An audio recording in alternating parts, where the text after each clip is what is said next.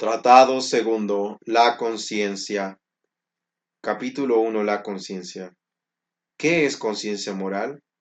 Llámase conciencia moral el juicio práctico que hacemos sobre la bondad o malicia de un acto y sobre la obligación que nos impone, como cuando digo, no puedo leer este libro, hoy me obliga la misa.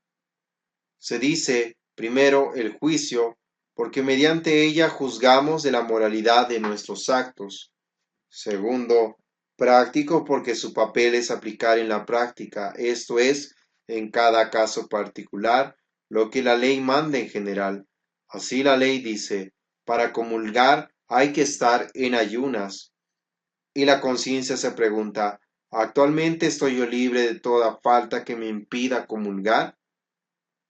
Tercero, sobre la bondad o malicia de un acto.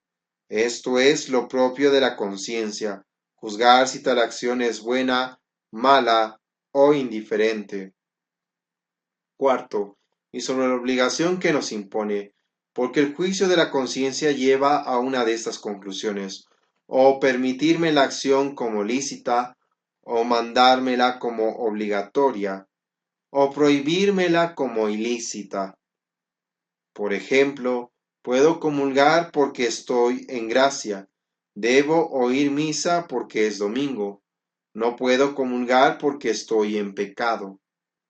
La conciencia interviene en nuestros actos de una doble manera. Antes de la acción, nos ilustra sobre la naturaleza moral del acto y lo permite, ordena o prohíbe. Después de la acción, nos premia con su aprobación si hemos obrado bien o nos castiga con el remordimiento si hemos obrado mal. Nosotros en este tratado vamos a considerar su primer papel en cuanto nos ilustra sobre la naturaleza moral de estos actos. Nota, una cosa es la conciencia en general, que nos da cuenta de la existencia de nuestros actos, y otra cosa la conciencia moral, de que tratamos aquí, que nos da cuenta de la bondad o malicia de ellos. La palabra conciencia denota unas veces el juicio que hacemos sobre nuestros actos, y otras la misma facultad de juzgar, como cuando decimos, hombre de conciencia ilustrada. Tres reglas fundamentales. Primera, nunca podemos obrar en contra de nuestra conciencia, por ser eco de la voz de Dios y norma próxima de nuestros actos. En consecuencia, siempre debemos seguirla cuando nos manda o nos prohíbe algo. Siempre podemos seguirla cuando nos permite algo. Y ambas cosas, aunque alguna vez esté en error involuntario. Segunda, en duda de si una acción nos es o no lícita, no podemos obrar antes de salir de la duda, porque de otra suerte nos exponemos voluntariamente a cometer un pecado. Tercera, tenemos obligación de ilustrar nuestra conciencia, porque si da una dirección errada a nuestros actos por descuido voluntario, somos responsables de ese error. Estas reglas quedarán mejor esclarecidas en el curso del tratado. Tres divisiones fundamentales. La conciencia se divide, primero, por razón del objeto en verdadera y falsa. Segundo, por razón del modo de juzgar en recta y falseada.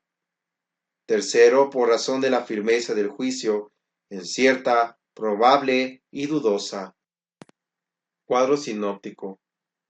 Por razón, la conciencia se divide en 1. Del objeto, verdadera, juzga en conformidad con el objeto. Del objeto errónea, juzga en desacuerdo con él. 2. Del modo de juzgar, recta, juzga con aplomo. Falseada, juzga sin aplomo ni prudencia, ya sea relajada, estrecha, escrupulosa, perpleja. 3. De la firmeza del juicio, cierta, juzga sin temor de errar. Probable, juzga con temor de errar. Dudosa, no se atreve a juzgar. Sea que juzgue con verdad o con error, con aplomo o a la ligera, con certeza o con duda, en todo caso la conciencia es un juicio de la mente sobre la bondad o malicia de un acto, o la obligación que impone. Esta es una noción que nos importa no perder de vista. Capítulo 2. Conciencia verdadera y errónea. Definiciones. Primera, conciencia verdadera es la que juzga de acuerdo con la realidad del objeto. Por ejemplo, si juzgo que robar es malo. Segundo, conciencia errónea es la que juzga en desacuerdo con el objeto. Por ejemplo, que robar es bueno. La conciencia errónea es visiblemente errónea cuando uno juzga mal por descuido en informarse. Invenciblemente errónea cuando uno no puede dejar el error, o porque no sabe qué está en él, o porque ha hecho lo posible por salir de él sin conseguirlo. De esta suerte, la conciencia venciblemente errónea es culpablemente errónea, y la invenciblemente errónea es inculpablemente errónea. Principios. Primero es necesario procurar obrar con conciencia verdadera, porque la rectitud de un acto consiste en su conformidad con la ley moral. Segundo, no es pecado obrar con conciencia invenciblemente errónea, porque de una parte la norma próxima de obrar es la conciencia y de otra no tenemos culpa de estar en el error. Tercero, es pecado obrar con conciencia venciblemente errónea, pues siendo el error vencible, somos culpables de obrar con él. Casos particulares. La conciencia invenciblemente errónea primero debe seguirse cuando manda, así peca quien, creyendo erradamente que es día de fiesta, deja de ir a misa por pereza. Segundo, debe seguirse cuando prohíbe, así peca quien creyendo erradamente que es día de abstinencia come carne. Hay obligación de acusar estos pecados, para ello se puede o explicar lo que pasó o decir sencillamente de que he de ir a misa un domingo o quebranté la abstinencia porque la malicia del pecado es la misma. Tercero, puede seguirse cuando permite, así cuando uno hace una cosa creyéndola permitida y después sabe que es mala no cometió pecado. Conviene también que estudiemos el caso de error en la apreciación de la gravedad de los pecados. Primero, quien comete un pecado venial creyéndolo mortal, peca mortalmente porque así se lo dictaba su conciencia. Por ejemplo, el niño que cree que robarle 10 centavos a su papá es grave. Segundo, quien comete un pecado mortal creyéndolo venial, peca venialmente con tal que su ignorancia no sea grasa o afectada, esto es, hija de un grave descuido o de mala voluntad en instruirse.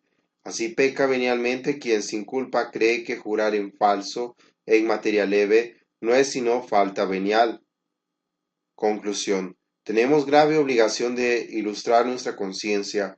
Desgraciadamente son muchas las faltas leves que por ignorancia se tornan graves, y también puede pasar que por grave descuidos se nos reputen como graves, pecados que juzgamos leves. Capítulo 3. Conciencia recta y falseada. Definiciones. Conciencia recta es la que juzga de la bondad o malicia de un acto con aplomo y prudencia. Conciencia falseada es la que juzga con ligereza y sin fundamento serio. La conciencia recta no se confunde con la verdadera. Uno puede juzgar con rectitud aun estando inculpablemente en el error. La conciencia falseada se divide en relajada, estrecha, escrupulosa y perpleja. Primero, conciencia relajada es la que con ligereza y sin razones serias niega el pecado donde lo hay o lo disminuye. Esta conciencia se llama cauteriada cuando ya se torna insensible por el hábito prolongado de cometer graves pecados, y farisaica cuando le da importancia a pormenores de poca importancia, despreciando acaso los preceptos fundamentales de la ley. Segundo, conciencia estrecha es la que con ligereza y sin razones serias pone pecado donde no lo hay o lo aumenta. Tercero, conciencia escrupulosa es una exageración de la conciencia estrecha, que sin motivo llega a ver pecado en todo lo que hace. Cuarto, conciencia perpleja es la que pone pecado ya en hacer una cosa, ya en omitirla. Por ejemplo, el enfermero que cree pecar sea que vaya a misa abandonando al enfermo, sea que cuide al enfermo dejando la misa. Principios. Primero, sobre la conciencia relajada. Hay necesidad de evitar o de combatir la conciencia relajada porque nos puede llevar a cometer graves pecados, aunque a veces parezcan leves, ni excusa la ignorancia por ser vencible. La conciencia relajada se puede considerar como acto y como hábito. Como acto, tiene mayor o menor malicia según la atención que se preste a la acción. Como hábito, debemos combatirlo de otra suerte equivale al voluntario indirecto, pues el que quiere la causa quiere también sus efectos. Véase lo dicho sobre los hábitos en el numeral 351. Para evitar o combatir la conciencia relajada es necesario procurar una sólida instrucción religiosa, alejarse de lo que es causa de ella, como la vida sensual y disipada, malas lecturas, cine corrompido, trato con personas viciosas, etc. Fomentar el temor de Dios por medio de la oración y procurar formarse un concepto cristiano de la vida. Segundo, sobre la conciencia estrecha. Débese combatir la conciencia estrecha porque puede llevarnos a cometer faltas graves donde no las hay y conducirnos al escrúpulo. Para combatirla debemos instruirnos y aconsejarnos de personas ilustradas con el fin de tener un criterio más cuerdo sobre nuestros actos. No se debe confundir la conciencia estrecha con la conciencia delicada. Esta teme hasta los menores faltas, pero no pone falta donde no existe. Tercero, sobre la conciencia perpleja. Principio: el que tiene conciencia perpleja sobre algún punto debe estudiar o consultar para salir de la perplejidad. Si no puede salir de ella, escoger lo que le parezca menos mal. Si ambas cosas le parecen malas, cualquiera que elija no peca. Cuarto, sobre la conciencia escrupulosa. Como no hay cosa más intranquilizadora que el escrúpulo, y pocas más peligrosas para el alma, pues puede llegar hasta quitarle la paz de la conciencia y la confianza en Dios, lo entramos a estudiar con algún detenimiento, examinando sus causas, señales, los principios que debe regir al escrupuloso y los remedios contra aquel. Primero, causas del escrúpulo. Algunas veces Dios los envía o permite que el demonio los infunda para purificar sus almas predilectas y llevarlas a mayor perfección, pero lo común es que provengan de causas naturales. Los principales son la ignorancia religiosa, una educación exagerada, la debilidad nerviosa y las enfermedades que la ocasionan y el trato con escrupulosos. Anotemos aquí que obran muy mal los padres y educadores que, queriendo formar una conciencia delicada en sus hijos o educandos, les hacen ver pecados donde no existen, o los exageran, llegando hasta falsear su conciencia y conducirlos al escrúpulo. Segundo, principales señales que distinguen al escrupuloso. El temor de pecar en todo, en especial en materia de pureza y la continua inquietud. La duda asidua sobre sus confesiones pasadas, y la obstinación en repetir los pecados. El temor permanente de que el confesor no entienda su estado de conciencia y el querer repetir las mismas explicaciones. La volubilidad en el modo de juzgar y la terquedad en sus puntos de vista contra el dictamen del confesor. Tercero, principios. El 1. El escrupuloso debe obrar contra sus escrúpulos, porque estos no son sino un vano temor sin fundamento prudente. 2. El escrupuloso debe dejarse conducir, porque el escrúpulo es una enfermedad de la conciencia que perturba el recto juicio de ésta. Explicaciones. Primera. El escrupuloso debe obrar en contra de sus escrúpulos. Generalmente los escrúpulos no son incompatibles con una conciencia cierta. El escrupuloso tiene certeza sobre la licitud de una cosa por haberla estudiado, por la dirección de su confesor, etc., y al mismo tiempo tiene escrúpulos sobre ella. Es claro que debe obrar conforme a su conciencia y en contra de sus escrúpulos. Segunda, algunas veces puede pasar que el escrupuloso llega a formarse una conciencia invenciblemente errónea sobre sus actos. Ya no se trata de un vano temor, sino de un verdadero juicio errado. Sin culpa suya llega a estar cierto de lo que no es cierto, En este caso debe seguir las reglas de la conciencia errónea, esto es, obedecer en lo que manda y en lo que prohíbe. Tercera, el escrupuloso debe dejarse conducir, no pudiendo guiarse a sí mismo, puesto que su conciencia tira cada paso a falsearse con el escrúpulo. Le es indispensable una prudente pero firme dirección. Remedios contra el escrúpulo. Primero, combatir sus causas, que como vimos no siempre son las mismas. Segundo, ilustrar la conciencia. Muchos escrúpulos nacen de ignorancia. En especial conviene estudiar estos tratados fundamentales de actos humanos y conciencia, cuyo fin es precisamente orientar bien la conciencia. Tercero, obedecer completa y sumisamente al director de conciencia. Este es el importante y en muchos casos el único remedio. Consejos prácticos para el escrupuloso. Primero, el llamado a decidir si es o no escrupuloso no es él mismo, sino su confesor o director de conciencia. Segundo, el escrupuloso debe, en cuanto más pueda, buscar un director ilustrado y firme en sus decisiones. Si diera con un director poco ilustrado o poco firme o escrupuloso, el mal se agravaría. Tercero, no conviene al escrupuloso estar cambiando de confesor, porque se le puede presentar el conflicto de una dirección encontrada. Si va a un confesor nuevo, le es muy útil informarlo de que es escrupuloso, para que la dirección de aquel sea más acertada. Cuarto, uno de los caracteres distintivos del escrupuloso es tratar de imponer al confesor sus puntos de vista y su propio criterio. En consecuencia, el confesor muchas veces se verá obligado a tratarlo con firmeza para poderlo curar de su mal. El escrupuloso no debe llevar a mal esa firmeza, sino saberla agradecer y aprovechar. Quinto, cuando el escrúpulo viene de causas físicas, debilidad, enfermedades nerviosas, etc., es muy conveniente que el director de conciencia y el médico obren de común acuerdo. Capítulo 4. Conciencia cierta, dudosa y probable. Conciencia cierta es aquella que con firmeza y sin temor de errar juzga que una cosa es buena o mala. Principios.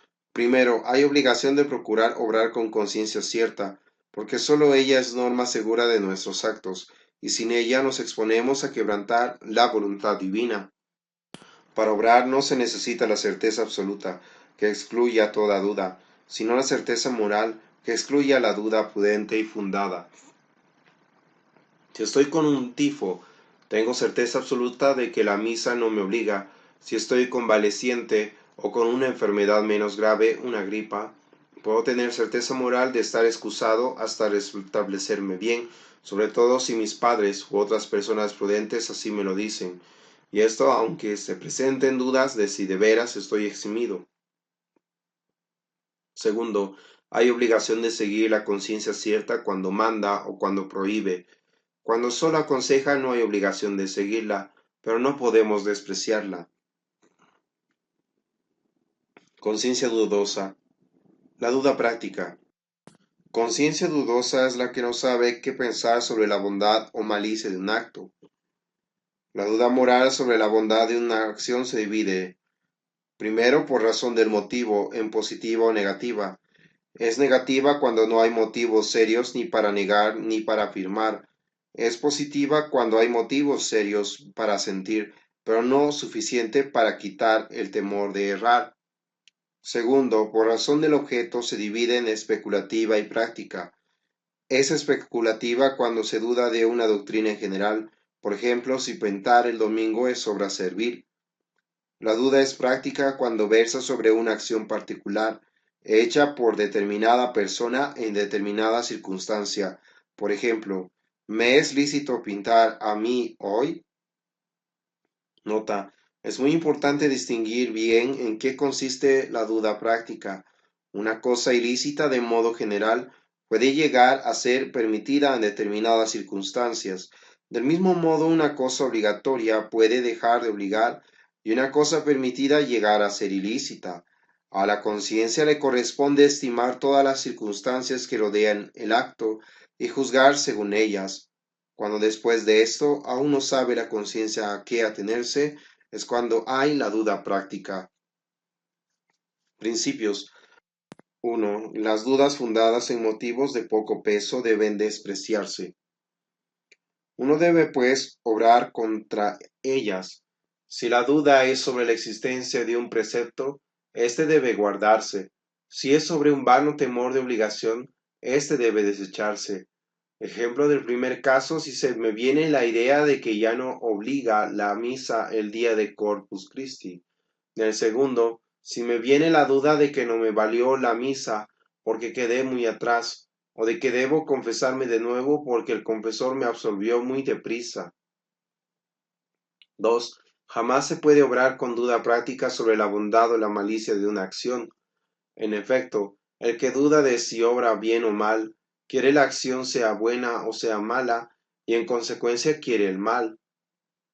Hay penitentes que obran con conciencia dudosa, y después le preguntan al confesor si podían o no hacer tal cosa.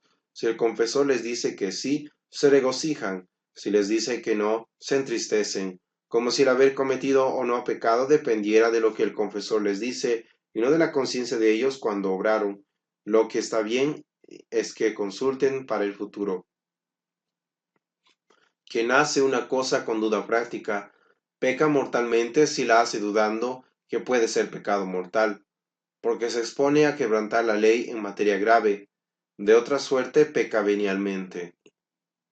3. En consecuencia, el que está en duda práctica debe, primero, procurar deponerla por el estudio directo del asunto; segundo, si no logra vencerla, recurra a los principios indirectos; tercero, si ni aun así logra deponer la duda, debe seguir el partido más seguro y abstenerse de obrar. Expliquemos estos principios. Modo de salir de las dudas prácticas.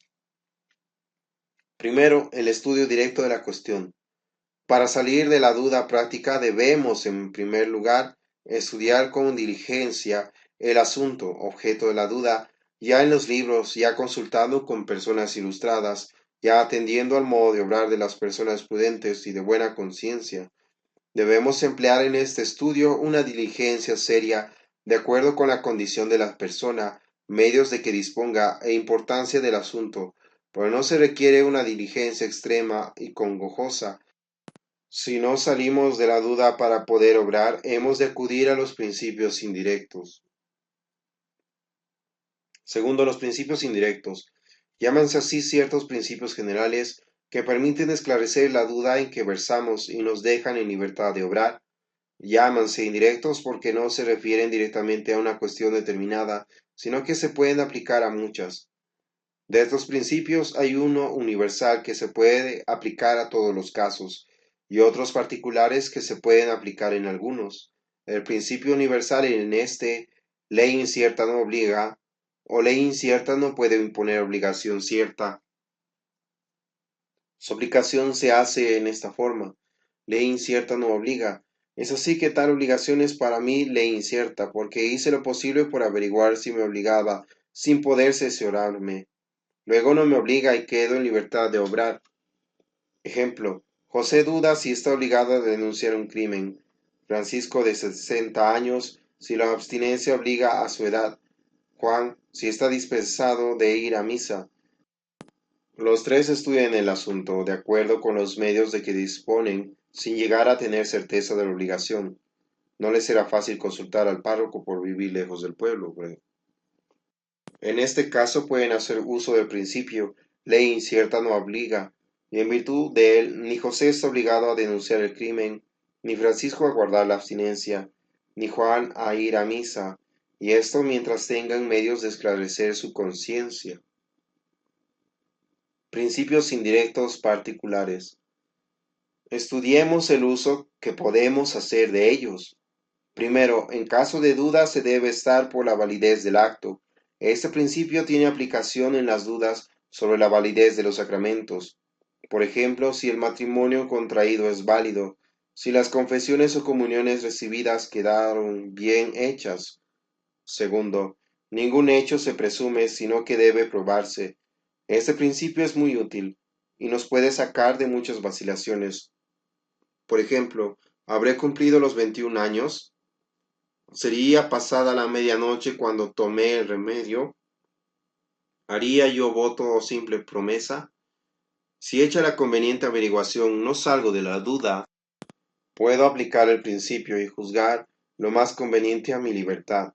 Esto es, como no está comprobado el hecho, no estoy obligado a ayunar, o puedo comulgar, o creer que hice simple promesa. Tercero, en caso de duda se debe juzgar por lo que acontece ordinariamente. Así, en duda de haber consentido un mal pensamiento, si acostumbro retirarlos, puedo juzgar que no he consentido. En duda de haber cumplido la penitencia, si acostumbro a cumplirla inmediatamente después de la confesión, puedo juzgar que la cumplí. En duda si un niño menor de 7 años tiene uso de razón, puedo juzgar que no, pues ésta ordinariamente no llega sino a tal edad. Cuarto, lo poco se reputa por nada. Por ejemplo, me pusieron por penitencia confesarme al mes, y no lo hice sino a los 36 días, hacia 6 o 10 días que no me confesaba, y yo dije que una semana, etc. Es evidente que ese principio no puede aplicarse cuando se trata de materia grave. Quinto, en la duda se debe estar por el superior. Este principio autoriza a obedecer al superior en duda de si lo que manda es malo, en duda de si se tiene o no derecho para mandar, nos obliga a la obediencia. En la aplicación de estos principios indirectos, debemos tener presentes dos advertencias importantes. La primera es que no lo podemos usar sino después de hecha la conveniente averiguación directa, sin poder salir de la duda. La segunda es que sólo nos sirven para poder obrar en el caso que tenemos entre manos, pero que no nos quitan la obligación de seguir averiguando para orientar mejor nuestra conciencia. Partido más seguro. Si no se puede salir de la duda práctica ni aun por los principios indirectos, estamos obligados o a abstenernos de obrar o a seguir el partido más seguro. Por partido más seguro se entiende el que está a favor de la ley y en contra de nuestra libertad. Así, si persevero en la duda de si una acción es o no lícita, debo abstenerme de ella, y en la duda de si es o no obligatoria, debo cumplirla. Conciencia probable. Llámase conciencia probable la que juzga con temor de errar, pero con sólido fundamento. La conciencia probable descansa en una opinión que los autores encuentran sólidamente fundamentada, y esto aun cuando la opinión contraria tenga mayor probabilidad. Así puede seguirse la opinión probable de que un confesor pueda cambiar la penitencia impuesta por otro, sin que se repita la acusación de los pecados, aunque otros enseñen lo contrario. Quien sigue una opinión probable no obra con conciencia dudosa, sino con conciencia prácticamente cierta, porque esa opinión descansa en un sólido fundamento, o sea, en la opinión de autores respetables. La opinión probable, aunque sea especulativamente dudosa, a causa de que la opinión de los autores sobre ella está dividida, llega a ser prácticamente cierta. En efecto, el fundamento en que descansa, o sea, la opinión de moralistas de peso, brinda en la práctica la certeza moral suficiente para poder obrar. La opinión probable solamente se puede seguir en todos los casos en que se disputa de la licitud de una acción. ¿Cuándo no puede seguirse? Una opinión probable no puede seguirse en aquellos casos en que además del asunto de licitud o ilicitud, interviene la consecución de un bien necesario o la obligación de evitar un grave mal. Estos casos son principalmente tres, cuando se trata de la validez de un acto, no de la licitud. Así no se puede administrar el bautismo con agua que probablemente no es natural, ni celebrar con vino que probablemente no es de vid.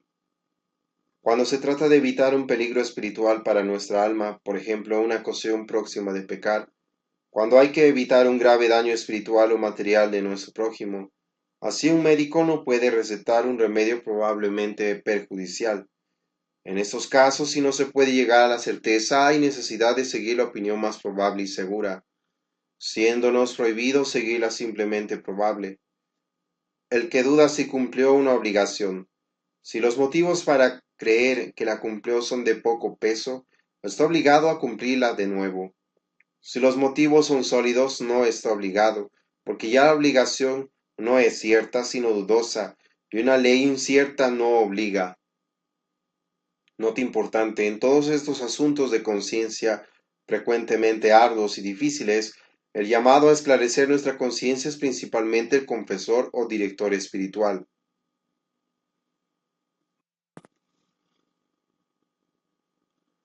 Tratado tercero, la ley. Capítulo 1, su naturaleza. Definición de la ley. Ley es un mandato racional encaminado al bien común, dado y promulgado por quien tiene a su cargo la comunidad. Se dice mandato porque tiene fuerza obligatoria, racional porque la ley no puede ser fruto del capricho, sino de la razón, encaminando el bien común, no al particular del legislador o de algunas personas, dado por quien tiene a su cargo la comunidad, pues sólo puede dictar leyes quien la gobierna, promulgado, pues los súbditos no pueden cumplirla sin conocerla. La ley difiere del consejo, pues éste no es obligatorio, del precepto, que es dado por una autoridad privada, por ejemplo, los padres de uno, o para el bien privado, de los acuerdos y disposiciones, que emanan de una autoridad que no tiene poder de legislar, y vienen a ser una complementación de la ley. Sin embargo, muchas veces, precepto se torna en el sentido de ley. Condiciones de la ley. Además de racional, para que tenga fuerza obligatoria, la ley debe ser honesta, útil, posible y promulgada. Primero, honesta significa que no se oponga a otra ley o derecho superior. Segundo, útil, que traiga un beneficio positivo a la comunidad, pues no es cuerdo imponerle cargas de las que no reciba provecho. Tercero, posible, que no ponga obligaciones demasiado gravosas e impracticables para los súbditos, pues a lo imposible nadie está obligado. Cuarto, promulgada públicamente para que los súbditos la conozcan. No basta el conocimiento privado que uno tenga de la ley. Esta no obliga sino desde el momento en que es públicamente promulgada. La promulgación se hace de diversas maneras, ordinariamente publicando la ley en el periódico oficial. Divisiones de la ley. La ley se divide en divina y humana, según que tenga por autor inmediato a Dios o a los hombres. La ley divina se subdivide en eterna, natural y positiva. La ley humana se subdivide en eclesiástica y civil. El fundamento y propiedades de esas diversas leyes lo podemos observar en el siguiente cuadro que explicaremos enseguida. Primero, ley divina. La primera eterna, la segunda natural, tienen por fundamento la naturaleza de Dios, sus propiedades inmutable, universal, absoluta. La tercera positiva es un fundamento, un acto libre de la voluntad divina, es mudable, particular, no absoluta. 2. Ley humana. La primera eclesiástica, la segunda civil. La primera tiene por fundamento último la ley natural, que es mudable, particular, no absoluta. La segunda civil tiene fundamento próximo, la voluntad de los legisladores humanos, que también es mudable, particular y no es absoluta. La ley divina, la ley eterna y la ley natural. Primero, la ley eterna es la voluntad santa de Dios que, dirigida por su sabiduría, ordena observar el orden establecido por él y prohíbe violarlo. Segundo, la ley natural es la misma ley eterna en cuanto Dios la imprimió en las conciencias de las criaturas racionales. La ley eterna conduce a su fin a todas las criaturas, incluso las irracionales. La ley natural es propia de las criaturas racionales. Habiendo hecho Dios al hombre inteligente y libre, era necesario que imprimiera en su razón o conciencia la ley que debía dirigir su conducta. Fundamento y propiedades de estas dos leyes. La ley eterna y la natural tienen un mismo fundamento y unas mismas propiedades. Primero, el fundamento es la misma naturaleza de Dios, esto es, su voluntad y sabiduría, y que encaminan los seres hacia el fin que les ha señalado. La infinita sabiduría de Dios ha visto qué cosas son buenas y cuáles malas, con relación al fin que ha señalado a cada ser.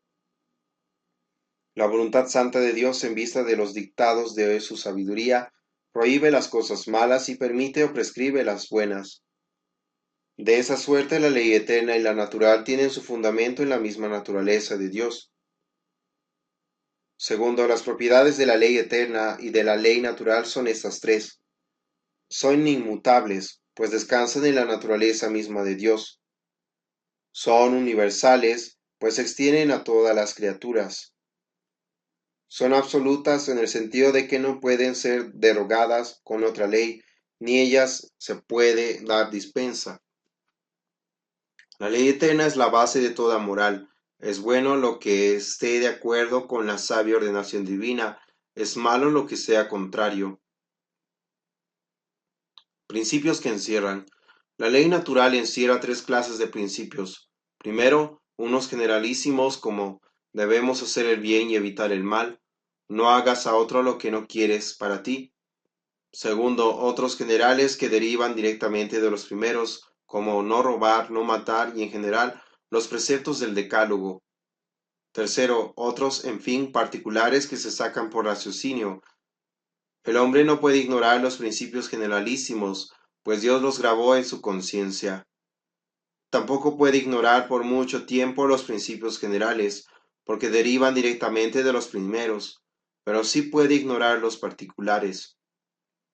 Así un hombre rudo puede ignorar la malicia de los actos internos o de la mentira en ciertas condiciones. La ley divina positiva. La ley positiva consiste en ciertos mandamientos que Dios impone libremente y que nos manifiesta por la revelación. Hay tres leyes positivas que corresponden a las tres revelaciones, la primitiva, la mosaica y la cristiana. Así son leyes positivas en la antigua ley las referentes a los sacrificios, y en la nueva la concerniente a los sacramentos. Ley positiva no está fundada en la naturaleza de Dios, sino en un acto libre de su voluntad. Entre la ley natural y la positiva hay estas diferencias. Primera, la ley natural es inmutable, como fundada en la naturaleza misma de Dios. La positiva, mudable, pues Dios la adapta a los tiempos. Segunda, la natural es conocida por la razón, la positiva por la revelación. Tercera, la natural obliga a todos los hombres, la positiva solo a aquellos a quienes Dios la reveló. La ley humana. Toda ley humana recibe su fuerza de obligar de Dios, dueño de todos los seres, porque dice, toda autoridad viene de Dios, según San Pablo. Es pues a Dios a quien el hombre subordina en último término su voluntad. Las leyes humanas se dividen en eclesiásticas y civiles, según dimanen de la autoridad de la Iglesia o del Estado. La Iglesia y el Estado tienen facultad de dictar leyes, porque de otro modo no pueden atender debidamente al bien de los súbditos. Una ley civil que va contra los derechos de Dios y de la Iglesia no obliga, porque desconoce leyes y derechos más sagrados. Del legislador y de los súbditos. Llámase legislador la persona individual o colectiva que investida de autoridad puede dictar leyes. En sentido menos propio se llama legislador al que da un simple precepto aunque no esté investido de autoridad pública. Primero, en la Iglesia pueden dictar leyes el Papa y el Concilio Universal para toda la Iglesia, los obispos para sus diócesis, los concilios nacionales o provinciales para la nación o provincia. Las leyes de la Iglesia se llaman cánones y el conjunto de ellas derecho canónico, que viene a ser el código de la Iglesia. Segundo, en el Estado puede dictar leyes la suprema potestad legislativa, entre nosotros las dos cámaras, Senado y Cámara Baja. El presidente, los gobernadores, asambleas, consejos, etc., no dictan leyes, sino decretos o acuerdos que reglamentan la ley. Los súbditos. Súbditos son los que están sometidos a la autoridad del legislador. Primero, la ley natural cobija a todos los hombres sin excepción alguna, aun a los que no tienen uso de razón. bien que si estos llegan a quebrantarla, cometen falta material y no formal. En cambio, peca quien induce a una cosa ilícita a una persona privada de razón, como un niño loco, ebrio o idiota. Segundo, la ley positiva, en cuanto al conocimiento del Evangelio y recepción del bautismo, fue promulgada para todos los hombres, y a todos les obliga. Los demás preceptos como confesión, comunión, etc., no obligan sino a los ya bautizados. Tercero, la ley eclesiástica. Por regla general obliga a todos los bautizados que han cumplido 7 años y tienen uso de razón.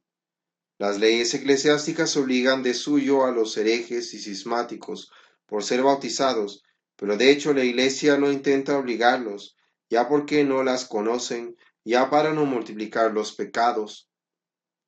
Cuarto, las leyes civiles obligan a todos los que tienen uso de razón, a menos que la ley disponga otra cosa. Capítulo 2. La obligación. La obligación en general. El efecto directo y esencial de la ley es la obligatoria. Toda ley obliga en conciencia en una u otra forma. Primero, la obligación de la ley es grave si la materia de la ley es grave y la intención del legislador ha sido prescribirla bajo grave, lo cual suele conocerse por el texto mismo de la ley. Es leve si falta alguna de estas condiciones. Nota. Primero, en materia leve, el legislador no puede obligar bajo pecado mortal, porque ello sería intolerable para los súbditos y cedería en su mal. Lo mismo hay que decir del que impone un precepto. Hay excepción cuando el fin de la ley hace grave lo que en sí mismo es leve. Así, el respeto debido a Dios hace que muchas ceremonias de la misa y sacramentos, aunque en sí mismas leves, lleguen a obligar como graves. Segundo, siempre hay pecado mortal en el desprecio formal de la ley. Este existe cuando se desprecia la ley en cuanto ley, no en cuanto nos parece inoportuna o muy pesada, sino en cuanto ley, o el legislador en cuanto tal, no en cuanto indocto, rígido, etc. Tercero, la ley fundada en presunción de peligro. Esto es dada para prevenir un grave peligro común. Obliga siempre, aunque en un caso particular no exista ese peligro. Por ejemplo, la ley que prohíbe ciertos libros, ver el numeral 446. La razón es que la ley no cesa porque en un caso particular cese su fin. Además, si la ley autorizara a cada persona para que fuera juez del peligro, muchos se persuadirían falsamente de que no habría peligro para ellos, y el fin de la ley resultaría inútil. Extensión de la obligación. La ley obliga a su observancia y en especial a 4 cosas: a conocerla, poner los medios conducentes, remover los obstáculos próximos y no ponerse en peligro próximo de quebrantarla. Primero, obliga a que se la conozca, porque de otra suerte no se le puede cumplir. Por eso todo súbdito debe estudiar de acuerdo con su condición las leyes que lo obligan. Segundo, a poner los medios necesarios para su cumplimiento. Se entiende los medios ordinarios, no los extraordinarios y difíciles. Así la ley de la abstinencia nos obliga a comprar manjares de vigilia, pero no a comprarlos caros o con mucha dificultad. Tercero, a remover los obstáculos próximos. Así no puedo salir el domingo a paseo si esto me impide oír misa, pero sí puedo el sábado, cuando ya empezó el tiempo de cumplir una obligación. Si se prevé que después no podrá cumplirse, está uno en obligación de cumplirla antes que se presente el inconveniente. Cuarto, a no ponerse en peligro próximo de quebrantarla, porque quien voluntariamente se expone a él quiere el pecado y quebranta la ley. Obligación en especial de ciertas leyes. Ley afirmativa y ley negativa. Ley afirmativa es la que manda hacer algo, negativa la que prohíbe. Primero, la ley negativa obliga siempre y en todo momento. La razón es porque nunca se puede quebrantar. Así siempre y en todo momento me está prohibido blasfemar. Segundo, la ley afirmativa obliga siempre, pero no en todo momento. La razón es que basta cumplirla cuando ella lo manda. Así, siempre, pero no en todo momento, debo santificar las fiestas. La ley civil. Las leyes civiles obligan en conciencia, pero no todos de la misma manera. Unas obligan directamente la conciencia, de modo que peca el que las quebranta. Otras son leyes penales. Ley penal es la que obliga a hacer una cosa o a cumplir una pena si no se hace. La ley penal obliga en conciencia, pero solo indirectamente. No peca quien la quebranta. Pero si por haberla quebrantado la autoridad le impone una pena, debe en conciencia cumplirla. Ejemplo de la ley penal, la que prohíbe el contrabando o introducción de mercancías sin pagar derechos. Obligan directamente en conciencia las leyes civiles que reglamentan lo referente a los derechos de las personas y a la propiedad, por ejemplo los contratos, y las que miran a evitar un grave mal. Las demás son penales. Respecto a los tributos distinguen los autores. Los tributos directos, esto es, que gravan directamente las personas, como son los impuestos sobre patrimonio y renta, y ejercicio de una profesión, oficio o negocio, obligan directamente en conciencia, siempre que sean justos. La razón es que sin ellos no puede el Estado atender debidamente a las necesidades de los súbditos. Para que sean justos, es necesario que sean dados por la legítima autoridad, por causa racional, esto es, correspondiendo a una necesidad real, y proporcionados a la capacidad de los súbditos. Los tributos indirectos, a saber, los que gravan directamente las cosas e indirectamente las personas, como los derechos de aduana y sobre cualquier género de mercancías, los de timbre, registro, etc., son simples leyes penales. Tanto las leyes civiles como las eclesiásticas obligan muchas veces bajo pena de nulidad del acto, como entramos a ver enseguida. Leyes anulantes e inhabilitantes. Entre estas leyes y las demás encontramos una importante diferencia. Las demás leyes hacen ilícitos los actos contrarios a ellas. Estas los hacen no solo ilícitos, sino también inválidos. Ve numeral 333. Ley anulante es la que declara nulo un acto. Por ejemplo, la ley eclesiástica que invalida el matrimonio no contraído delante del párroco y dos testigos. Los autores suelen llamarlas irritantes. Irritare en latín significa anular. De efecto igual con las leyes inhabilitantes que declaran inhábil a una persona para un acto. Por ejemplo, la ley civil que declara inhábiles a los menores para celebrar contratos. La ley anulante declara nulo el acto, la inhabilitante declara inhábil la persona. En ambos casos el acto queda sin valor. Estas leyes no son penales, sino que obligan directamente la conciencia, pues cuando no se observan traen por lo común graves daños al prójimo. Por este mismo motivo no se admite en ellas la excusa de la ignorancia, y así aunque uno las quebrante por ignorancia, el acto es nulo. Ver numeral 395. Tampoco se da en ellas epiqueia, numeral 397. Cumplimiento de la obligación. Como regla general, para cumplir la ley debemos ceñirnos a lo que prudentemente juzgamos que el legislador ordenó. Entremos en reglas particulares, porque el cumplimiento de la ley obliga de distinta manera según la ley sea negativa o afirmativa y que imponga obligación real o personal. La ley negativa se cumple simplemente con la omisión del acto prohibido. Ella en efecto no obliga sino a omitirle. Ley afirmativa obliga de distinta manera según que imponga una obligación real o personal.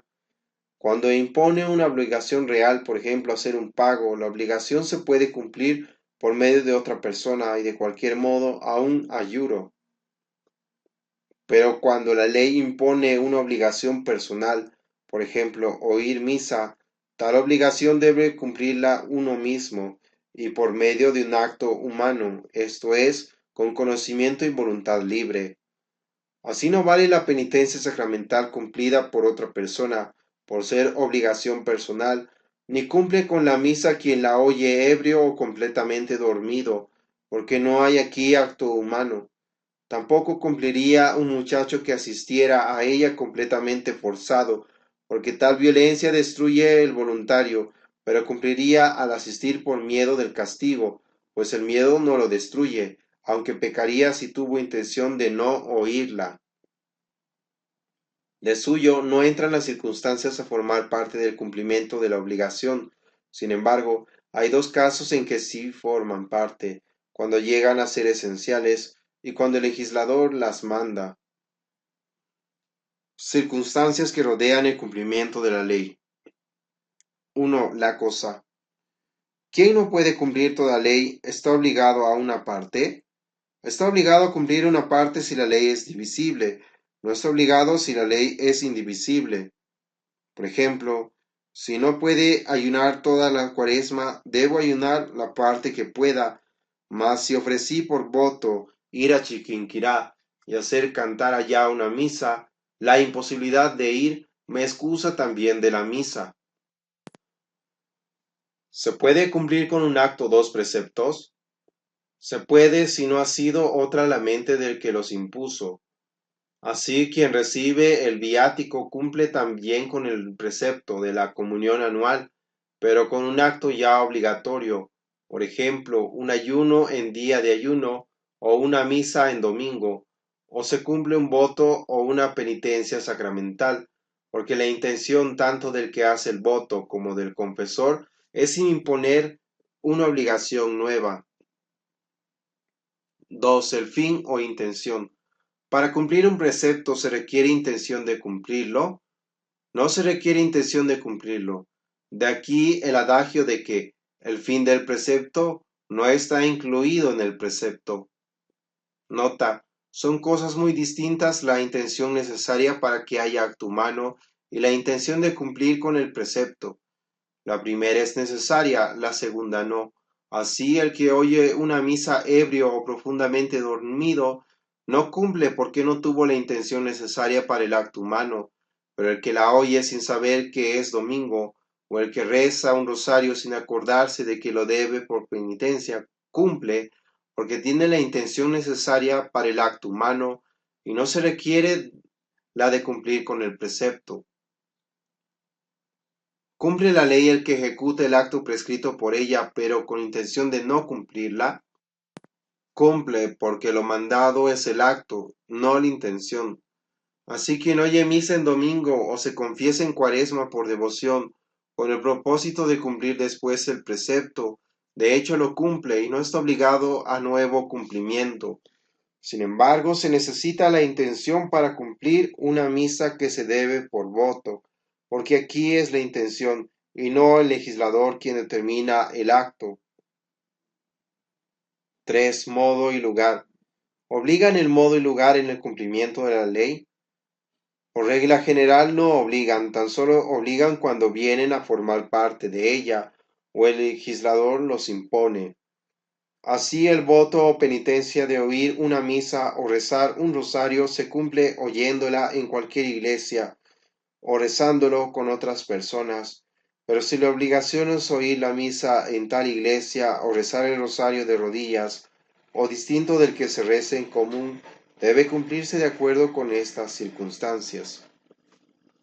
¿Se exige el estado de gracia para cumplir un precepto? No se exige a menos que forme parte esencial de la obligación. Así no se cumple el precepto pascual con una comunión sacrílega. ¿Cumple la ley el que al cumplirla comete un pecado? Cumple, si el estado de gracia no es esencial a la obra.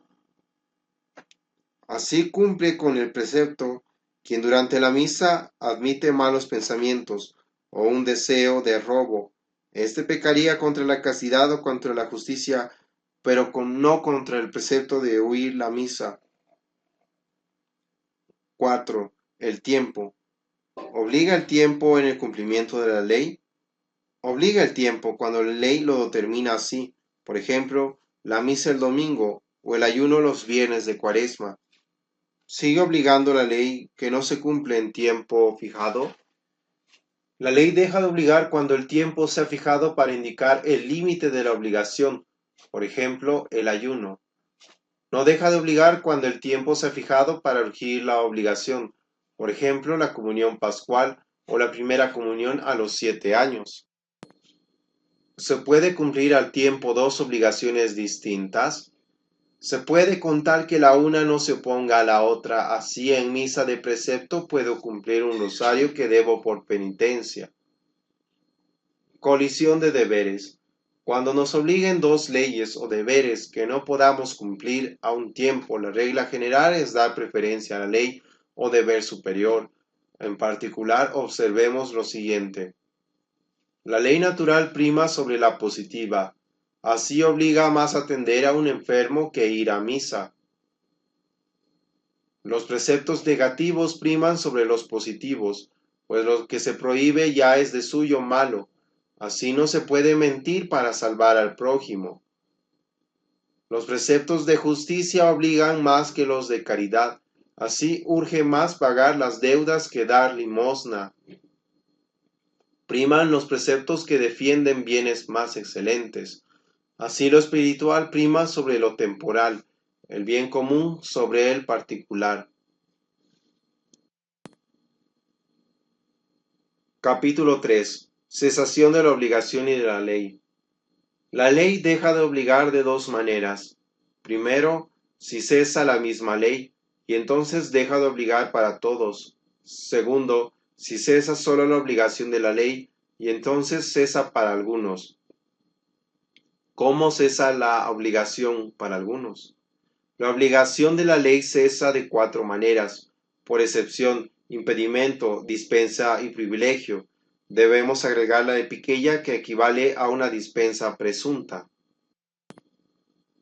La exención, el impedimento. La exención tiene lugar cuando uno deja de ser súbdito, por ejemplo, pasando de un lugar a otro donde la ley no obliga. Podemos lícitamente eximirnos de la obligación en esta forma, porque la ley no nos obliga a permanecer súbditos suyos. Dos son los impedimentos que excusan de la obligación de la ley: la ignorancia y la impotencia. Primero, la ignorancia. Cuando es invencible, excusa de la obligación. Lo mismo hay que decir del olvido involuntario. Cuando es vencible, no excusa de la obligación, pero sí disminuye la falta, tanto más cuanto menor ha sido el descuido de instruirse. Tratándose de leyes irritantes o inhabilitantes, la ignorancia puede excusar de la falta, pero no impide que el efecto quede nulo. Ver numeral 397. Segundo, la impotencia es una grave dificultad de cumplir la ley, distinta de la dificultad intrínseca que la misma ley puede ofrecer. La dificultad intrínseca a la ley no excusa de su observancia. Por ejemplo, la pena muy grande que uno pueda sentir al confesarse, o la debilidad que se experimenta con el ayuno. Respecto a la impotencia, si se trata de leyes naturales negativas, ninguna dificultad, ni siquiera el peligro de muerte, excusa de ellas. Así, para salvar la vida no se puede blasfemar. La razón es que la ley natural prohíbe lo que es intrínsecamente malo. Si se trata de cualquiera otra ley, naturales afirmativas, ley divina positiva, leyes humanas, eclesiásticas o civiles, excusa la grave dificultad en observarlas o el daño proporcionalmente grave que pueda sobrevenir de su observancia. Aquí se aplica el principio: la ley no obliga con grave inconveniente. Sin embargo, hay excepciones. No excusa la grave dificultad si se sigue escándalo o desprecio de Dios o a la Iglesia, si urge evitar un grave daño público o el cumplimiento de un deber de Estado. Así, una epidemia, ni el párroco ni el médico pueden abandonar a los enfermos aunque peligre su vida.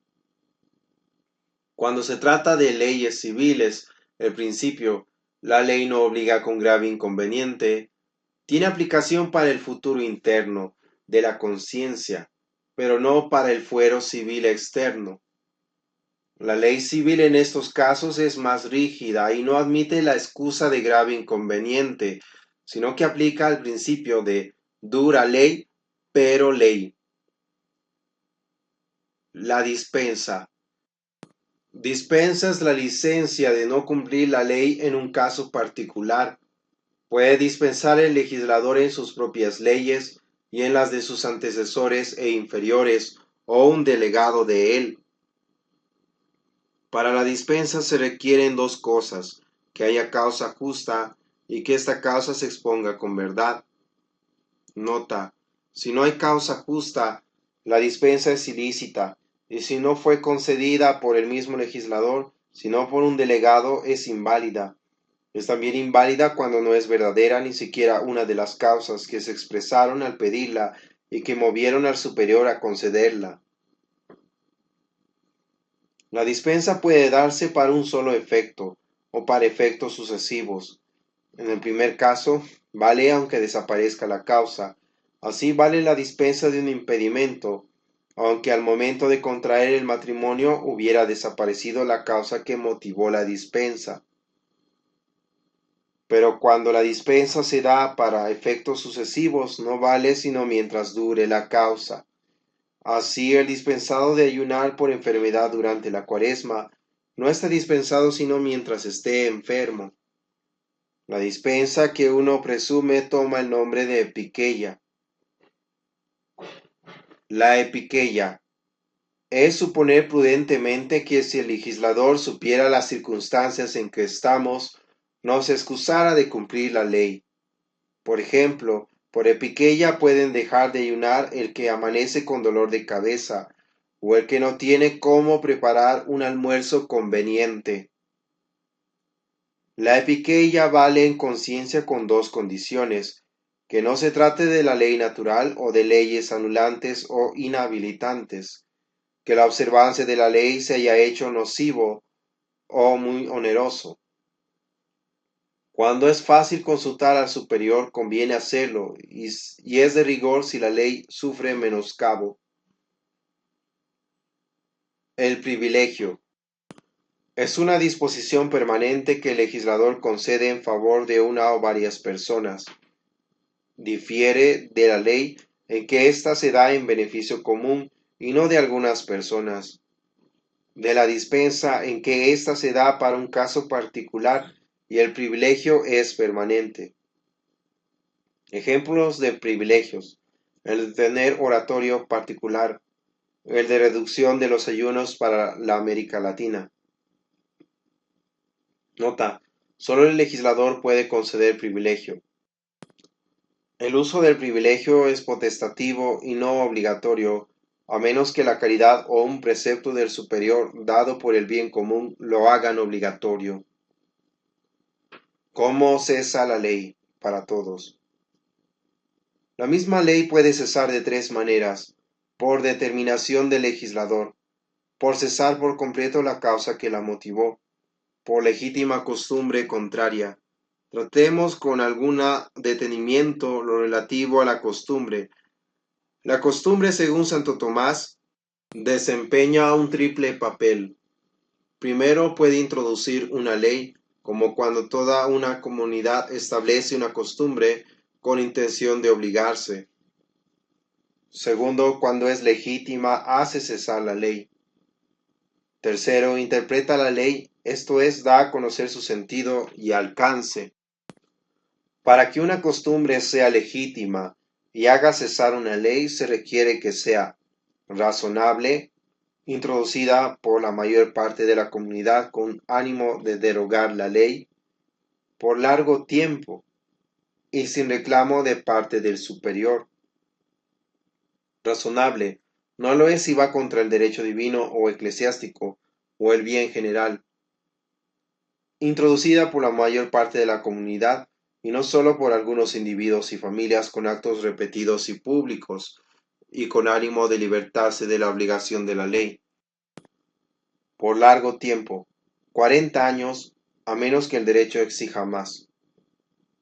Sin reclamo por parte del superior, esto es, con su consentimiento, al menos tácito. La ley civil colombiana admite que la costumbre pueda crear derecho, pero afirma: la costumbre en ningún caso tiene fuerza contra la ley. La costumbre, sin embargo, ha prevalecido sobre la ley. Por ejemplo, los bienes muebles hallados son del inventor y no del municipio. Sin embargo, cuando ha pasado largo tiempo sin que se observe una ley, puede suceder que ésta pierde su valor, sino porque se la concede a la costumbre valor contra ella, al menos porque llega a ser inútil. La sanción. Toda ley debe tener su correspondiente sanción, porque de otra manera sería ineficaz, pues los súbditos la violarían impunemente. La ley moral tiene como sanción en esta vida la voz de la conciencia que nos vitupera o alaba, y en la otra un premio o castigo eterno. Las leyes humanas, eclesiásticas o civiles tienen también sus sanciones. Además, como ellas obligan en conciencia, vienen a ser respaldadas por la sanción divina.